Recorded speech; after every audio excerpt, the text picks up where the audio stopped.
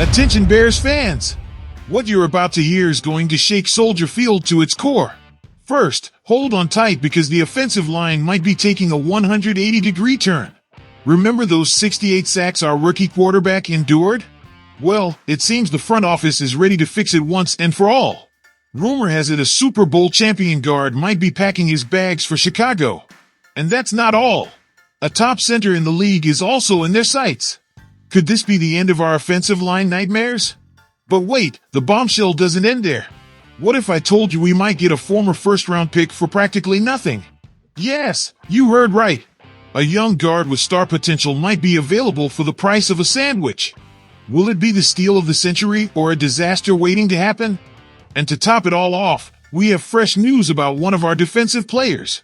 This guy has shown flashes of brilliance, but also moments of doubt. With his contract about to expire, the big question is, will he remain a part of the monsters of the Midway or is it time to look for new options? Don't move a muscle, because every detail you're about to hear could define the future of our franchise. And remember, if you want to stay up to date with all the Bears news, give a like, subscribe, and hit that bell.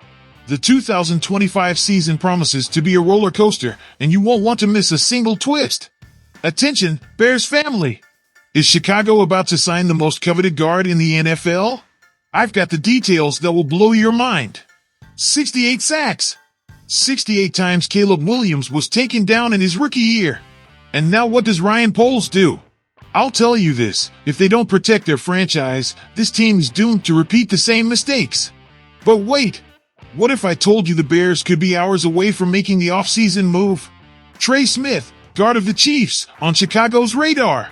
Yes, you heard right. The man who helped Patrick Mahomes win 2 rings is on the radar. With a 78.8 PFF grade, top 14 in the NFL, do you think it's a coincidence that Ryan Poles, a former Kansas City executive, wants to bring him in? I don't. Jeremy Fowler from ESPN confirmed it. Smith is the most sought-after free agent, and Chicago has $70 million in CAP space. But you know what worries me? That the Chiefs won't let him go. And if they do, can Poles convince him? Now, I ask you, is Trey Smith enough? Of course not. The center of this team has been a black hole for years. You know who's also being mentioned? Drew Dalman, the center of the Falcons. At 26 years old and with a 79.8 run blocking grade, he's exactly what Williams needs. But here's the problem. Will Chicago pay $11 million a year for a center? I think they will. With that much cap space, what's the excuse for not protecting Caleb? Watch out! If the Bears don't make a move for Smith and Dalman, are they repeating the historic mistake of ignoring the offensive line?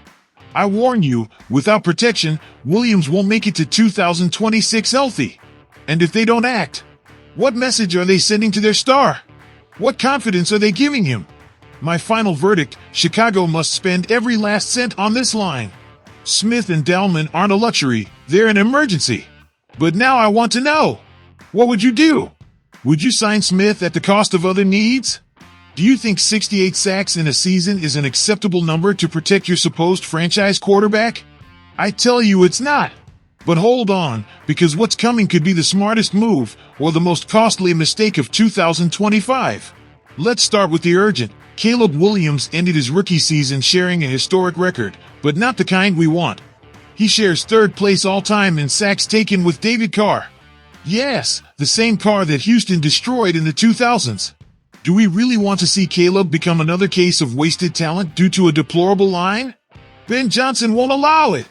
And here comes the possible solution. Kenyon Green, guard from Houston. The chilling fact? We could get him for a 7th-round pick.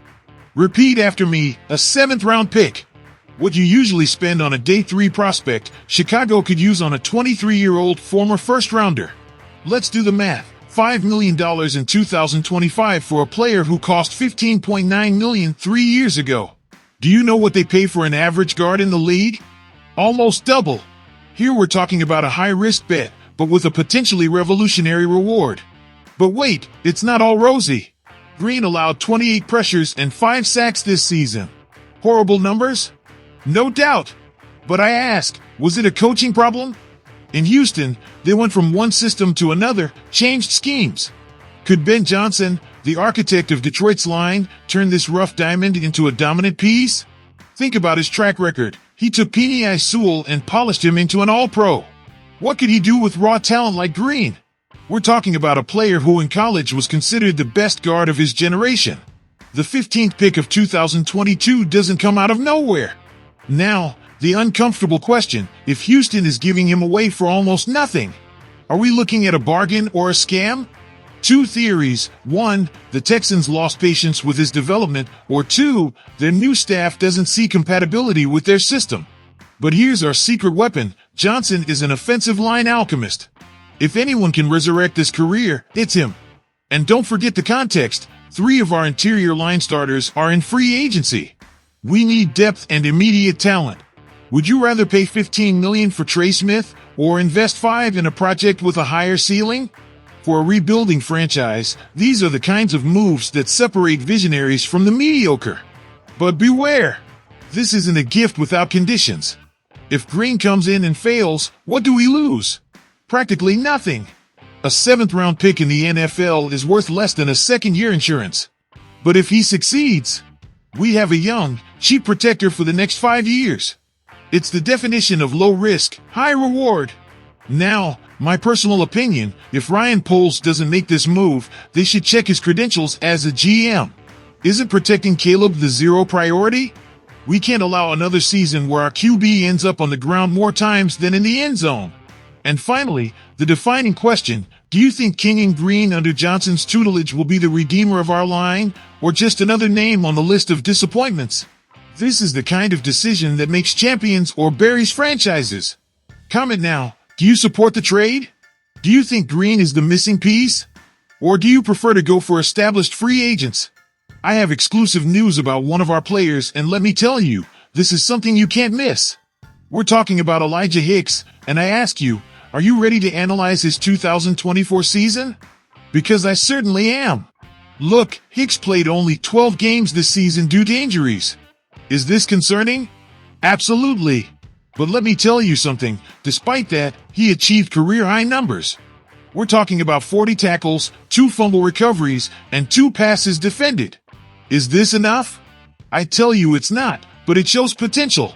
Now, let's talk about his best moments.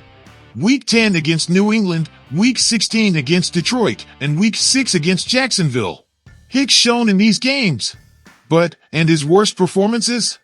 Week 8 against Washington and Week 11 against Green Bay. I ask you, is this inconsistency acceptable for an NFL player? Hicks entered the starting lineup replacing Jaquan Brisker, who was out most of the season with a concussion. A 7th-round draft pick from 2022 replacing a starter?